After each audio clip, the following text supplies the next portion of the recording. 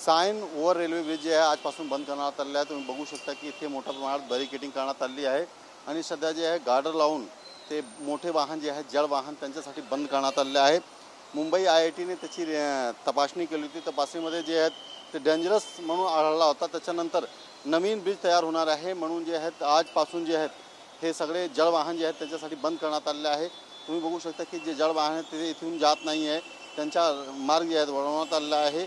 एकंदरीत जर बघितलं तर हे जोपर्यंत काम होत नाही तोपर्यंत हे जड वाहन जे आहेत तिथे बंद करण्यात आलेले आहे। मोठ्या प्रमाणात जे जड वाहन आहेत ते वेगवेगळे मार्गातून जात आहे आणि एकंदरीत जर बघितलं तर हे सायन रेल्वे स्टेशन आहे त्या बाजूने जे ओव्हरब्रिज आहे ते ओव्हरब्रिज जे आहेत आजपासून जे जड वाहन आहेत त्यांच्यासाठी बंद करण्यात आलेले आहे एकंदरीत आणि ते बॅरिकेडिंग करण्यात आली आहे। ट्रॅफिक आणि पोलीस रेल्वे प्रशासनातर्फे हे बंद करण्यात आले आहे आणि होल्डिंग लावण्यात आले आहे। सायन रेल्वे ओव्हरब्रिज जे आहेत हा अवजड वाहनांसाठी बंद करण्यात आलेला आहे असा एकंदरीत ठिकठिकाणी होल्डिंग लावण्यात आली आहे आणि सध्या आजपासून जे आहे रेल्वे ओव्हरब्रिज जे आहेत पूर्णपणे जड वाहनांसाठी बंद करण्यात आले आहे। कॅमेरामॅन गणेश राठेचा आनंद पांडे TV9 मुंबई।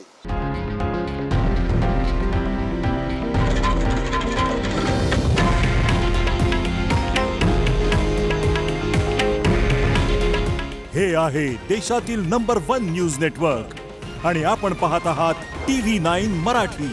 काळजी तुमची, हित महाराष्ट्राचं।